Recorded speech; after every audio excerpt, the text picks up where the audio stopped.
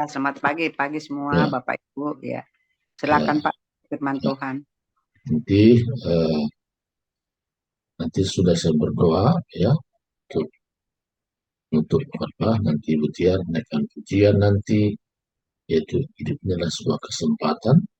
Gak usah pakai musik ya. Nanti baru masuk pada penyembahan kita hari ini. Nah ini sedikit urutan-urutannya. Selamat pagi buat Frida, Juhaini, Bu Maria Titin, ya Tampur, Pak Lamsar, Dewi, dan juga Mbak Natali ya. Natali bersama kita hari ini. Oh, ya. Biasa Pagi. ya, Ya. ya. Jadi sama kita, ya, mari kita berdoa. Terima kasih Tuhan atas segala cinta kasih-Mu. Kalau hari ini kami boleh bersama-sama puji menyembah Engkau.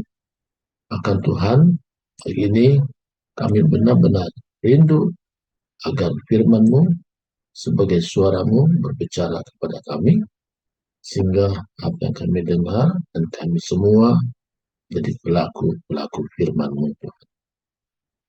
Urapi kami semua yang mendengarkannya, terlebih hamba-Mu yang Kau percayakan menyampaikan isi hati-Mu Tuhan. Terima kasih menyiapkan hati kami kepada firman-Mu dasar pagi ini. Di dalam nama Yesus Kristus kami sudah berdoa, bersyukur, haleluya, amin. Nah, pagi semua, jadi hari ini tema kita adalah kasih karunia yang melimpah-limpah. Tadinya saya berpikir tentang doa, tapi pagi diarahkan Tuhan supaya tema ini menjadi tema yang kita sama-sama belajar ya. Hari ini kalau saya pun menyampaikan ini bukan saya lebih bisa dari yang lain, tapi hanya kepercayaan Tuhan untuk sama-sama kita belajar. Saya awal dengan satu ayat 1 Korintus pasal 15 ayat 10. 1 Korintus pasal 15 ayat 10. Tetapi karena kasih karunia Allah, aku adalah sebagaimana aku ada sekarang, dan kasih karunia yang dianugerahkannya kepadaku tidak sia-sia. Sebaliknya, aku telah bekerja lebih keras daripada mereka semua, tetapi bukannya aku, melainkan kasih karunia Allah yang menyertai aku. Ini ada statement Paulus dikatakan kepada jemaat Korintus dalam melayani kerjaan Tuhan. Dia berterus terang, dia jujur, dan dia katakan, aku sebagaimana ada saat ini, sekarang, tapi bukan karena aku, tapi kasih karunia Allah yang dianugerahkannya kepadaku.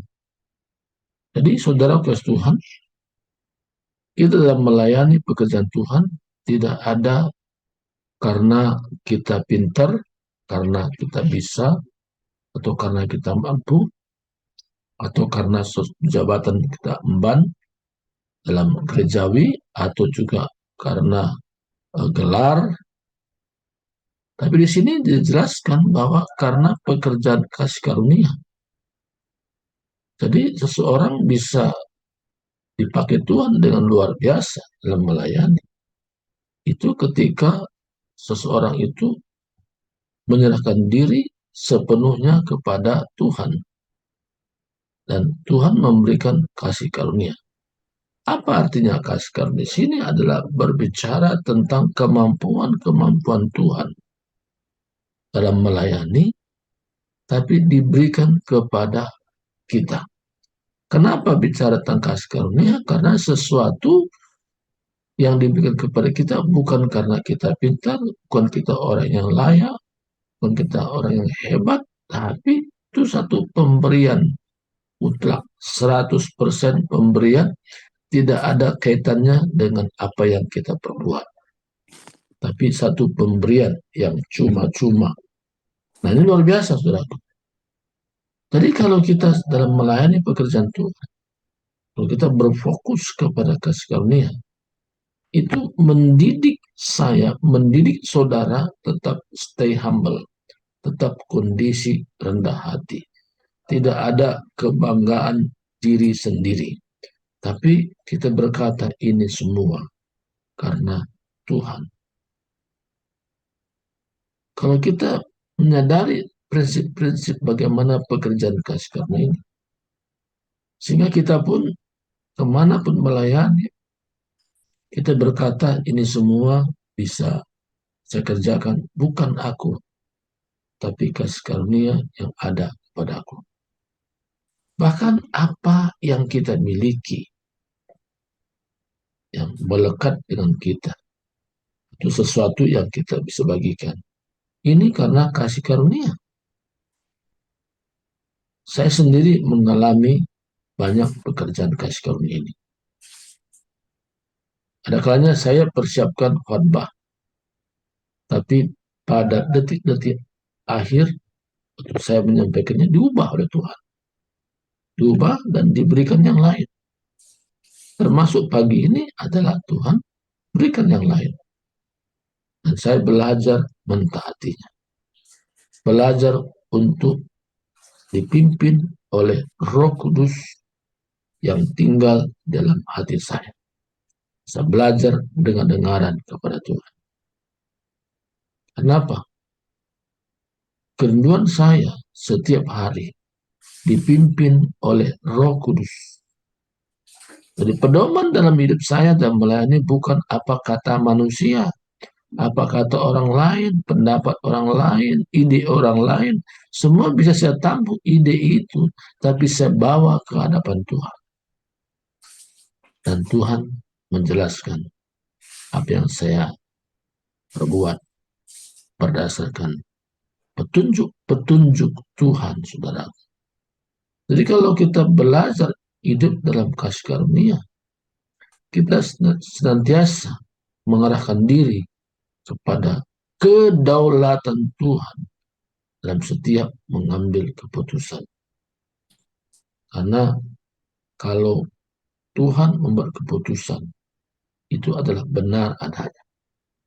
Kalau manusia membuat keputusan tanpa didasari oleh karena hubungan dengan Tuhan, itu bisa salah. Bisa tidak tepat.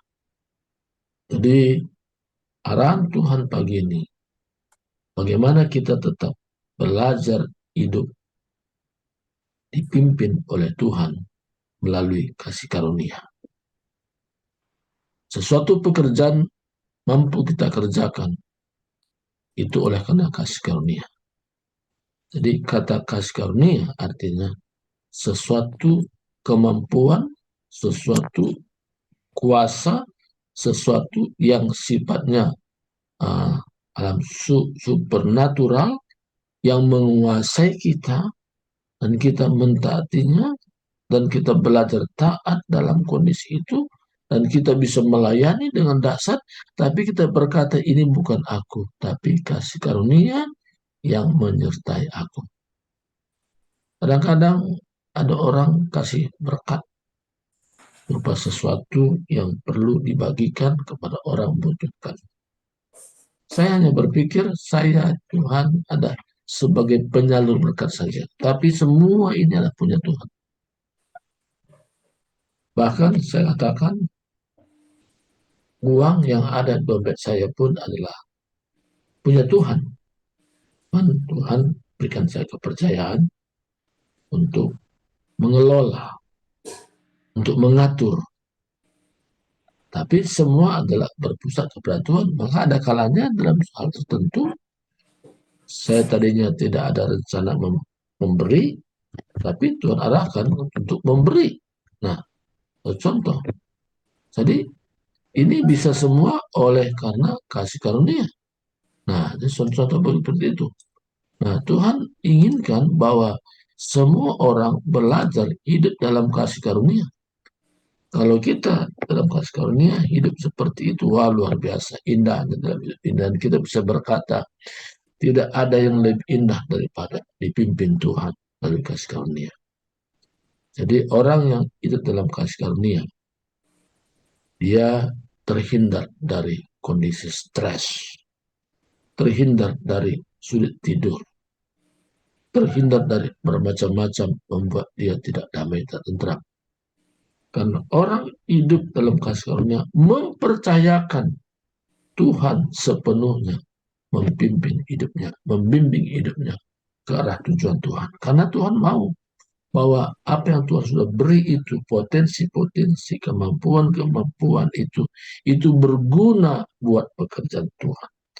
Makanya dalam hidup ini, kita hanya berkata, biarlah kasih karuniamu menyertai sepanjang hidupku.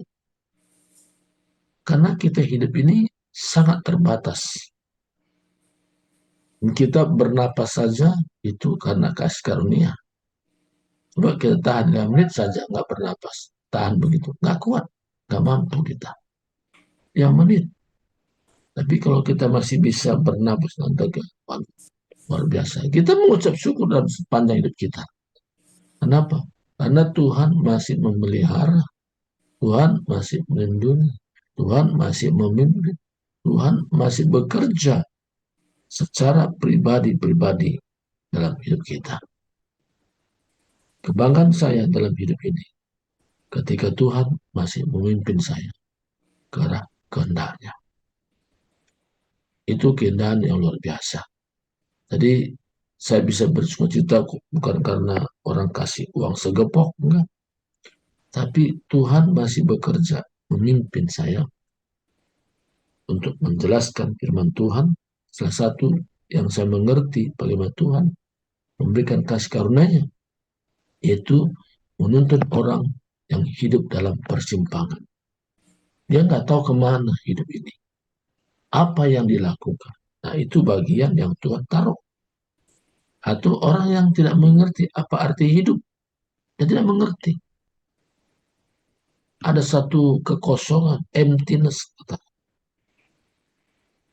Saya pernah mengalami kondisi seperti itu.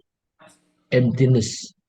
Emptiness itu bisa berlaku kepada setiap saat, pada siapa saja. Saya mengalaminya. Saya pernah punya pengalaman kesepian di tengah-tengah keramaian. Itu emptiness. Makanya kalau nggak cepat-cepat ditangani emptiness ini, cenderung orang bisa bunuh diri. Salah satu kejadian yang saya tahu persis, saya dekat dengan dia. Karena emptiness terjadi, dia mengambil jalan pintas, saudara. Jadi hari ini kalau kita masih dipimpin oleh kasih karunia, apa yang kita lakukan? Kita bersyukur. Ungkapan syukur itu adalah salah satu kehendak Allah dalam setiap hidup kita dari hari ke hari. Ungkapan syukur itu membuat iblis bingung. Iblis bingung. Kenapa? Dalam setiap keadaan kita mengucap syukur, berterima kasih. Kita punya pengalaman yang gak enak pun kita mengucap syukur. Segala keadaan yang kita hadapi, kita mengucap syukur. Iblis jadi bingung. Kenapa bingung? Ini keadaan apapun yang saya buat, tapi dia mengucap syukur. Susah mengucap syukur. Senang apalagi, ya kan? Nah itu.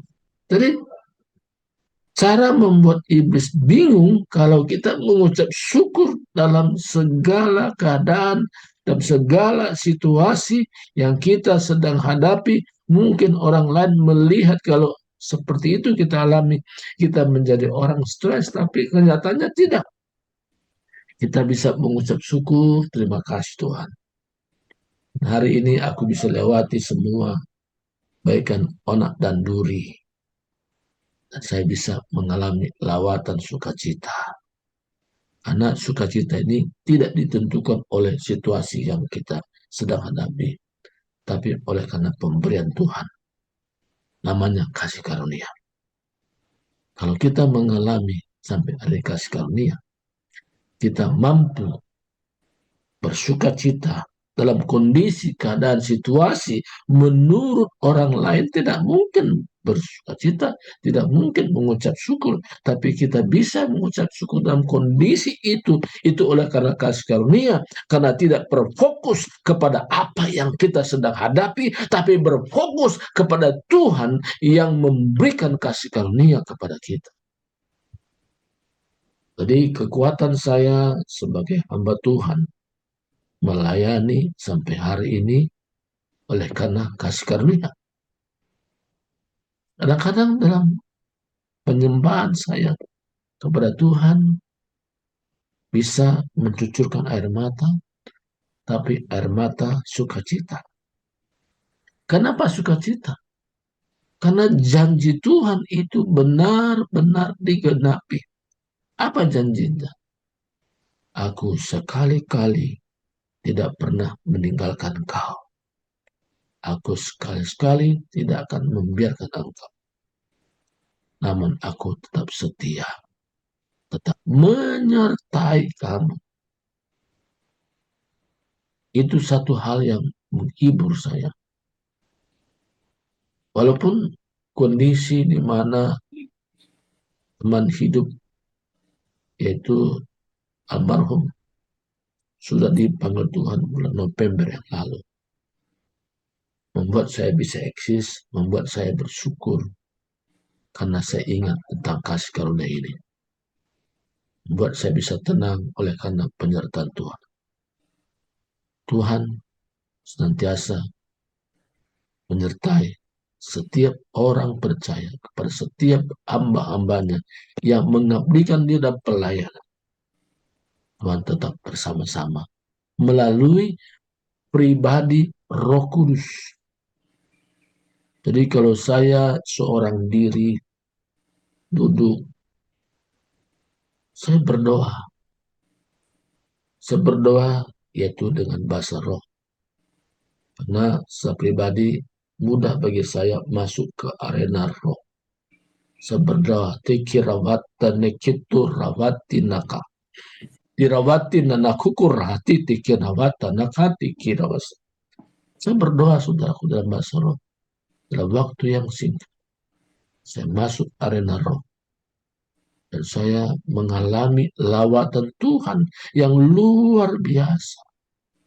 Dan lawatan Tuhan itu terjadi oleh karena kerinduan kita melekat dengan Tuhan, akrab dengan Tuhan, sehingga kasih karunia itu melimpah-limpah bekerja di dalam hidup kita, sehingga kita mampu melayani pada sesuatu yang secara manusia tidak mungkin kita bisa sanggup melayani seperti itu, tapi kemampuan Tuhan itu kasih karunia membuat kita bisa lewati semua itu, bisa melayani berbagai keadaan situasi.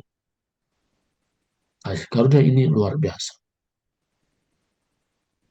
Yang kedua, apa pekerjaan kasih karunia yang kita bisa mengerti?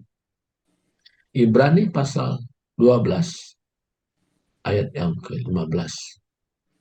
Ibrani pasal 12 ayat 15. Jagalah supaya jangan ada seorang pun menjauhkan diri dari kasih karunia Allah, agar jangan tumbuh akar yang pahit, yang menimbulkan kerusuhan, dan yang mencemarkan banyak orang. Di sini kata nasihat, jagalah. Apa yang perlu jaga? Hati kita. Bukan harta, tapi hati kita terjaga. Supaya jangan ada tumbuh akar yang pahit. Jadi kita perlu menjaga hati setiap saat. Sesuatu yang tidak perlu disimpan, jangan disimpan. Yang perlu disimpan adalah firman Tuhan. Yang sesuatu yang mencemari hidup kita, jangan disimpan, kita buang. Kita buat tong sampahnya di luar, saudaraku. Kalau kita buat seperti itu, kita membuat diri kita melekat dengan kasih karunia itu. Karena salah satu penghambat, penghalang kasih karunia bekerja kalau kita simpan kesalahan orang lain. Simpan hal-hal yang membuat kita tidak nyaman karena perkataan orang lain. Itu kita harus buang semuanya. Kita punya kemampuan untuk membuangnya. Tuhan berikan kita kuasa untuk membuang jauh-jauh, sebagaimana firman Tuhan katakan, sejauh timur dari barat. Tuhan sudah membuang segala dosa kita. Kita pun melakukan prinsip yang sama. Segala sesuatu yang mencemari pikiran kita, membuat hati kita tidak nyaman, kita tenteram, dan kita buang itu, dan kita izinkan sepenuhnya kasih karunia Allah yang menetap tinggal dalam hati kita. Jadi, waktu bincang-bincang tadi malam, satu hal yang Tuhan ingatkan. Seseorang bisa tumbuh akal yang baik karena dia tidak pernah mengambil keputusan, mengizinkan kasih karunia bekerja. Tapi kalau orang memberikan hidupnya dan mengizinkan kasih karunia bekerja dalam segala keadaan situasi apapun dia sedang hadapi, dia bisa lewati semua itu. Dia tidak mudah untuk hatinya tercemar, pikirannya terkontaminasi. Tidak mudah. Kenapa? Karena perlindungan Tuhan begitu nyata melalui pekerjaan kasih karunia itu. Apapun kata orang, dia tidak pernah terpancing kepada sesuatu yang tidak menyenangkan. Karena dalam hidup ini kita dikelilingi dengan orang-orang yang kadang-kadang perkataannya bukan membangun. Kadang-kadang perkataannya itu membuat kita ikut terkontaminasi. Atau kalau membicarakan orang lain, tahu nggak begini, begitu, dan macam-macam. Tapi kita yang memahami rahasia ini, justru kita bisa mengerahkan orang, membimbing orang. Karena saatnya memang kita bisa punya kemampuan membimbing orang. Karena kita sebagai leader dalam kelompok-kelompok kecil, maka kita di sini kita buat namanya kelompok peduli. Tujuannya apa? Supaya kita belajar menjadi seorang leader dan bisa memimpin orang, melayani orang, mengerahkan orang, mendoakan orang, dan berdoa buat orang itu sehingga semakin bekerja kasih karunia. Kasih karunia itu bisa nyata ketika kita mempraktekkan dalam hidup. Kalau kita nggak mau praktek, pekerjaan kasih karunia tidak nyata. Tapi kalau kita mau praktek dan kita berserah kepada Tuhan, nyata bagaimana pekerjaan kasih karunia, sehingga kita tidak mudah tercemari dengan kata apapun. Tapi kita punya prinsip, aku hidup di dalam kasih karunia. Membuat saya mampu melewati segala bentuk kesukaran apapun. Aku bisa mampu bersyukur kepada Tuhan dalam segala keadaan. Apa membuat mampu? Karena kasih karunia. Bahkan untuk keselamatan kita juga. Apa dikatakan yang terakhir, Efesus 2 ayat 8 dan 9. Sebab karena kasih karunia kamu diselamatkan oleh iman, itu bukan hasil usahamu, tapi pemberian Allah. Itu bukan hasil pekerjaanmu. Jangan ada orang yang membukakan diri. Jadi pekerjaan kasih karunia sampai kepada tingkat kita bisa selamat itu oleh karena pekerjaan kasih karunia. Dan berita ini pun juga perlu kita sampaikan kepada banyak orang bagaimana pekerjaan kasih karunia ini sehingga tidak ada ruang untuk orang menyombongkan diri. Dia selamat itu oleh karena kasih karunia. Dia bisa tidak tercemar oleh karena kasih karunia. Dia mampu melayani oleh karena kasih karunia. Semua berpusat kasih karunia. Bahkan pekerjaan-pekerjaan kita lakukan itu berdasarkan kasih karunia. Ayat terakhir, Efesus 2 ayat 10. Karena kita ini buatan Allah, diciptakan dalam Kristus Yesus untuk melakukan pekerjaan baik. Melakukan pekerjaan yang baik yang dipersiapkan Allah sebelumnya. Dia mau supaya kita hidup di dalamnya. Jadi ada pekerjaan yang baik yang dipersiapkan Allah. Maka dalam bertindak, melakukan suatu apapun, kita berdoa. Tuhan, apa pekerjaan yang baik yang Tuhan persiapkan untuk saya bisa kerjakan? Salah satu bentuk pekerjaan baik yang saya bisa dapatkan yaitu bersaksi, menceritakan tentang kebesaran Tuhan, menceritakan tentang kebaikan Tuhan, menceritakan bagaimana Tuhan luar biasa. Dan tidak ada berpikir lagi tentang menceritakan diri kita. Kita punya prinsip, Tuhan makin besar, aku makin kecil. Tuhan makin bertambah, aku makin berkurang. Jadi pekerjaan baik itu tertuju hasilnya yaitu untuk kemuliaan nama Tuhan. Apapun bentuk pekerjaan itu, tapi nama Tuhan dimuliakan, hasilnya seperti itu. Nah, saudaraku, kalau kita mengerti rasa ini, ya kita berdoa hari ini Tuhan mau melangkah, Tuhan aku mau supaya pekerjaan yang baik yang Tuhan persiapkan, aku bisa menjadi pelaku-pelaku firman. Jadi menuntun orang dekat dengan Tuhan itu pekerjaan yang baik. Membimbing orang supaya mengerti arti hidup adalah pekerjaan baik. Memperlengkapi orang supaya bagaimana menjangkau jiwa-jiwa, supaya jiwa-jiwa ini punya kemampuan menjangkau jiwa-jiwa yang lain juga, itu pekerjaan baik. Nah, perhatian seperti apa? Ya kita berdoa. Saudaraku, hari ini kita sangat menghargai tentang kasih karunia. Tadi kita melayani ke arah hal-hal yang sulit sekalipun karena kita percaya kasih karunia bekerja. Kita tidak terkontaminasi dengan hal-hal yang mencemari hidup kita oleh karena kasih karunia. Bahkan keselamatan kita pun itu kita miliki oleh karena kasih karunia. Jadi kalau kita tertuju hidup ini kepada kasih karunia, itulah satu keindahan hidup yang sementara kita hidupi saat ini. Karena hidup ini adalah sebuah kesempatan Tuhan beri bagi kita, dan kita betul-betul hidup dalam kasih karunia yang Tuhan anugerahkan. Karena Tuhan anugerahkan kepada setiap orang. Tinggal kita mau nggak mempraktekannya. Tapi hari ini Tuhan ingatkan lagi kita, supaya kita benar-benar menerapkan hidup dalam kasih karunia. Mari kita berdoa. Terima kasih Tuhan, hari ini hamba-Mu sudah berhenti berbicara.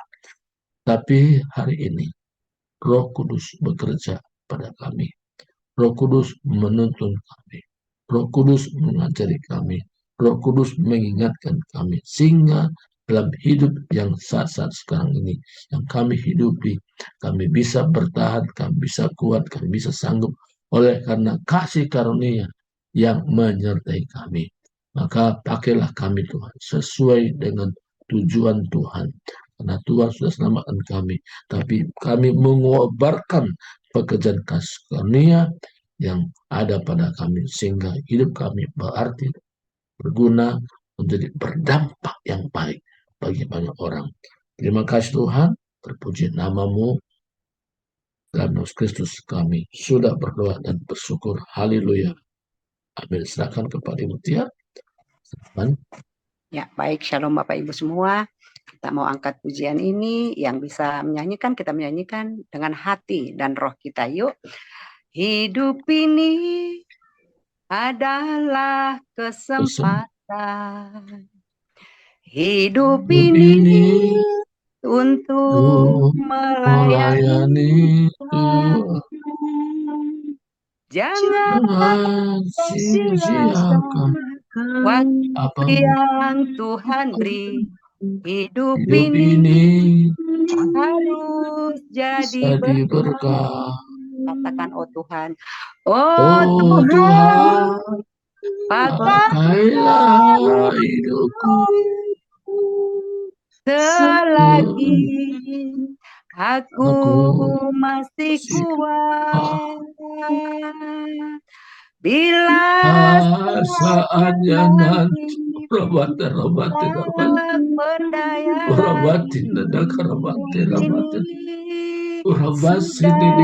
jadi berkah. Oh Tuhan, pakailah hidupku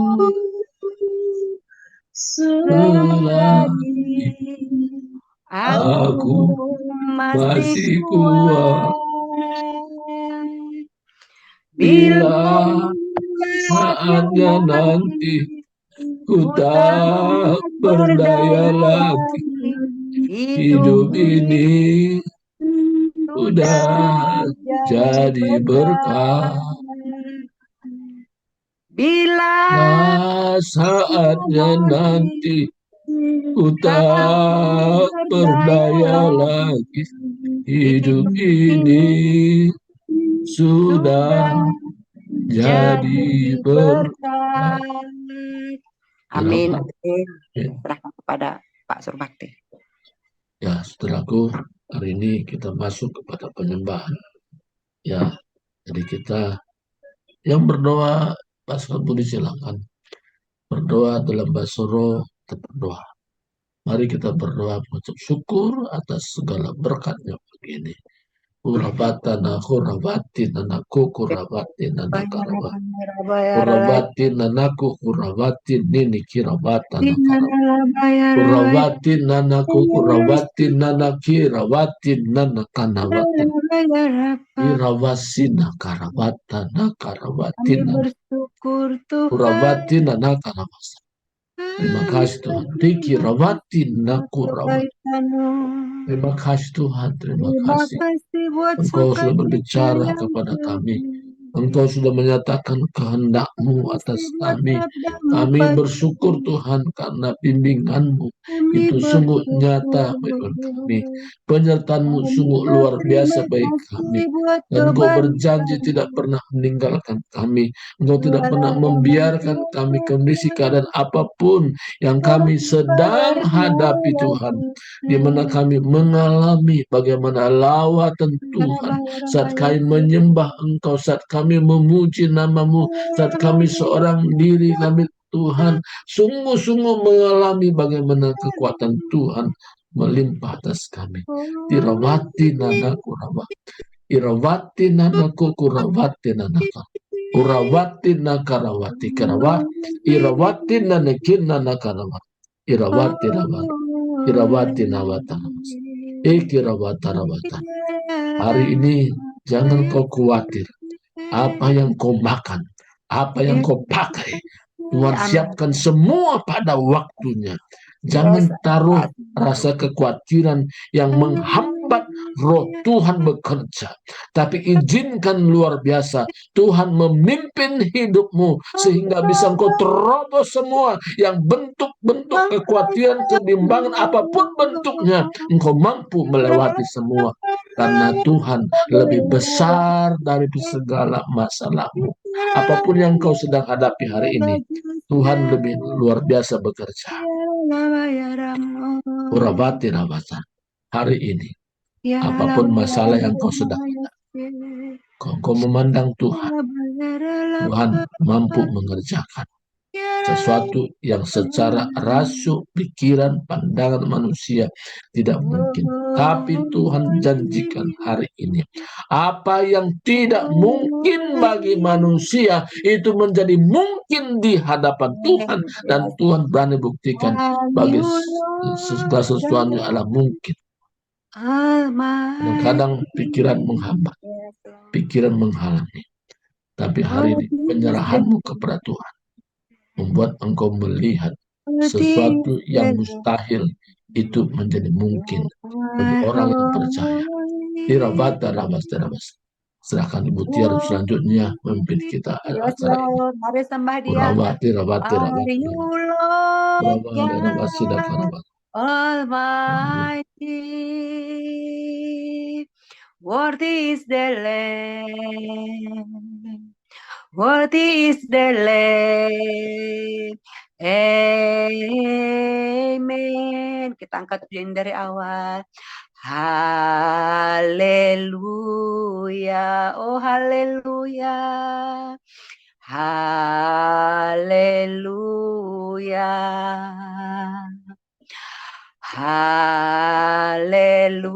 Haleluya.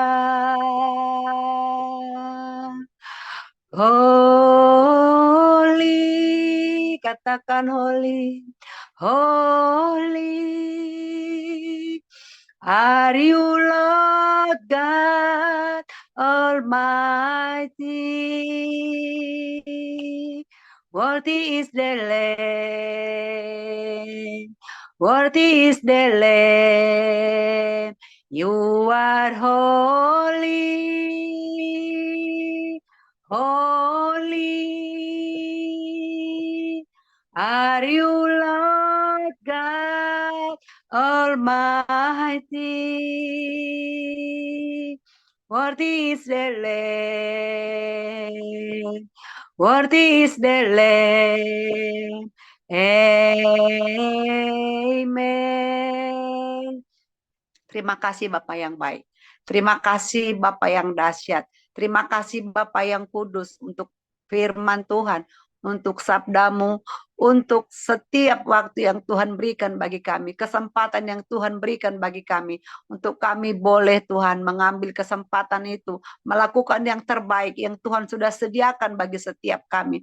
Ini hidup kami ya Tuhan, ini hati kami, roh kami persembahkan sebagai persembahan yang utuh di hadapan Tuhan. Pakai kami untuk lebih lagi Tuhan, untuk melayani Tuhan lewat keluarga kami, lewat anak-anak kami, lewat usaha kami, lewat pekerjaan kami, lewat pelayanan kami. Bahkan Tuhan, ketika kami juga bertemu dengan Engkau, pakai kami Bapak untuk lebih lagi.